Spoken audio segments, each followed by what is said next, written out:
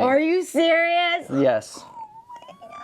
It's pretty stupid. It's pretty great. Between the two of us, we have over 30 years of collecting experience, and that means two things. One, we're old. I know this because it's been 4 days and I'm still sore from that Boys Night Out show we went to.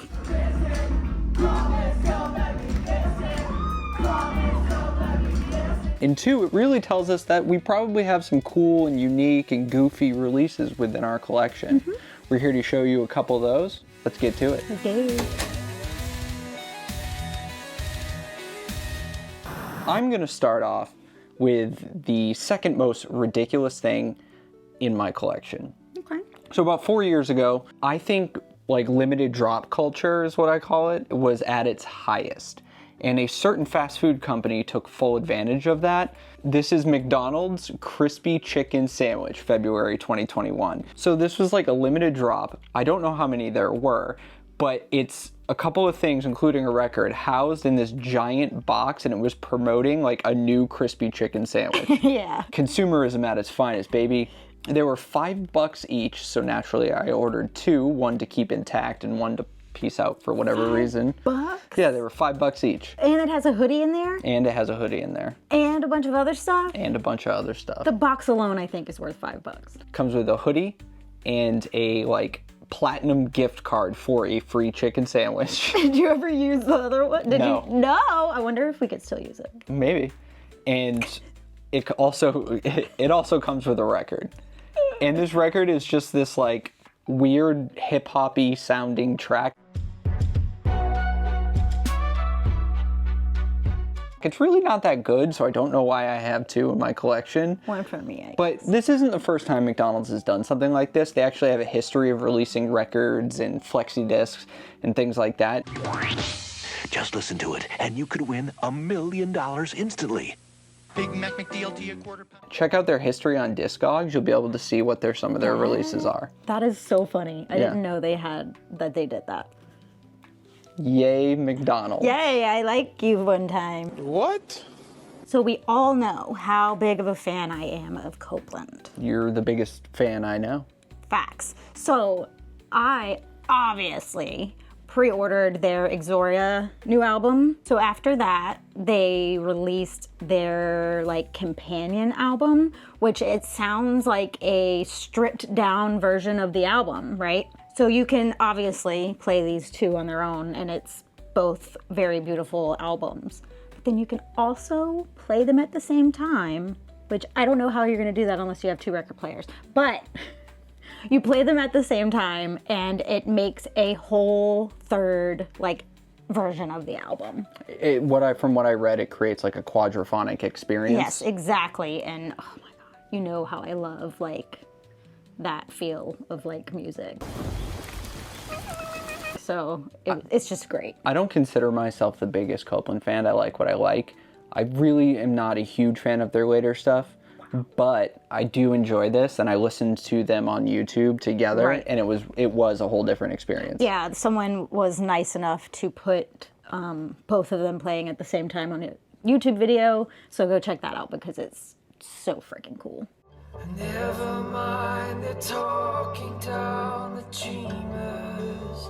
So this one was super unique when it dropped in 2012, so that was 13 years ago. Gosh. I yeah. did math. Good job.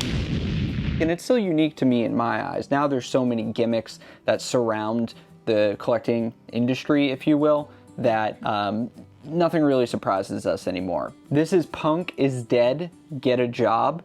It is a split between the Wonder Years and Stay Ahead of the Weather, which is an Evan Weiss project. I'm pretty sure they're defunct at this point.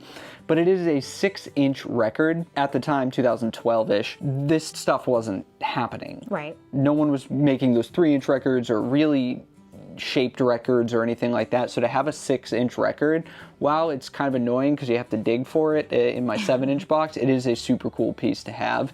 And I really like the artwork because it's effectively just a W9 form. And it's super fitting for the name of the split and Right. the songs that are on it.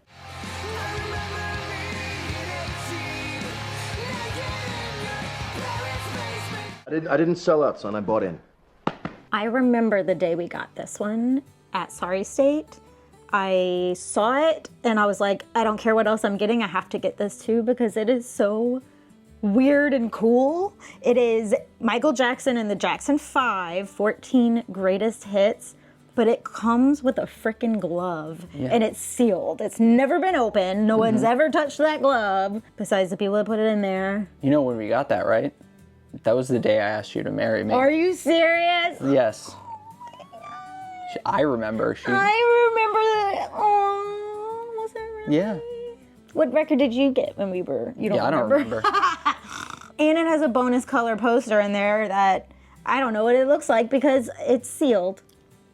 It is a little ridiculous. It probably is. But then again, the Jacksons were a money machine when this came out. The kid in me likes the frosted side, but the grown-up in me likes the kid in me. It's a picture disc. It's strange. Yep. As are early iterations of picture discs. Has like this white and gold Motown glove. Yeah. And a poster. It's just like bright colors and big numbers. You can just tell it's like made to catch someone's eye. Absolutely. And it did that for me. But then that rock caught your eye. That one. Bam. Okay. In the early 2000s, DriveThru Records was king, in my opinion, when it came to like pop punk and the indie stuff that was coming out. At one point, I think 2001, they released a CD compilation called Welcome to the Family. It was pretty sought after in the drive-thru collecting community after that. I know I had one. I lost it, but it was cool because it came in like a mini little pizza box. Yeah. And I really thought it was just a clever, unique idea. Pizza, Mom. We didn't order any pizza.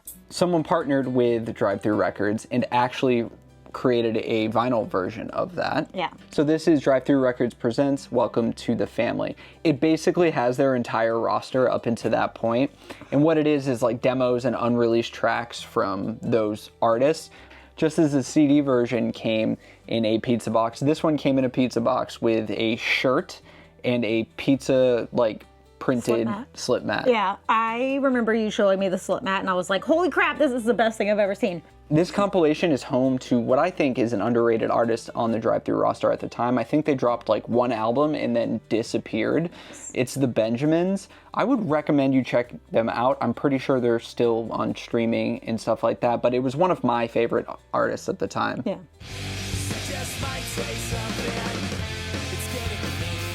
So my last and final pick out of my weird and cool and funky records I got. So I got this one a really long time ago. I'm pretty sure like someone was selling stuff on Instagram or Facebook or something like that, and I had to swoop this up. I got it at a really good price, which I'm pretty sure it's going for a lot more now. Paramores, Ain't It Fun? This is their single where it looks like a broken record, but it's only like a 7-inch. I just think it looks so cool. It literally looks like a 12-inch record broken in half. It is a nightmare to store, but it is really cool when it comes to like unique records in your collection. I agree. I think it's my most unique. As soon as I saw it up for sale, I grabbed it. You don't love me! My last one is less unique and more just Awesome? kind of stupid. No, It's pretty stupid. it's pretty great. This is Hulk Hogan and the Wrestling Boot Band, and the name of the album is Hulk Rules. No one's putting this record on going, honey, let's set the mood with Beach Patrol. Do you know what I mean? Right. Who is this for? I thought the same thing when they released that Macho Man Randy Savage release. I was like, how is this like the biggest selling thing? And I asked who this is for, like I don't already own it. It is so dumb. I just remember hearing it in high school and it's just become this legendary thing with me. I was walking down the beach, looking for some action, had my radios. Whenever I meet somebody, I play them at least one song from here and be like, this is who you are dealing with at this point. Right. I think it's the greatest thing ever. Hulk Rules. Like, come on. This is a bootleg because from what I hear, he wanted way too much money to do an official pressing and no one wants to eat it up, so it's a bootleg. So that means someone went out of their way to get a high quality sourced audio of this and press it illegally. Hell yeah, brother. It's so wild. It's the greatest thing ever. Who is the Wrestling Boot Band? I know. Wrestling Boot Band? What are some of the weird records you own? Yeah. Let us know. I'm very interested because, I mean, these are cool, but I bet you there's some really neat ones out there that we don't even know about. I agree. We'll see you in the next one. 1, 2, 3, 4. What you doing there? Making sure I ain't got no boogers. There I love the little record. And the little record is so little. is a split between stay ahead. Through their, you know. Store. Yep. It glitched out there. Yeah, brother. In two. Shout out to my brother. I don't Benjamins. Benjamins. Okay.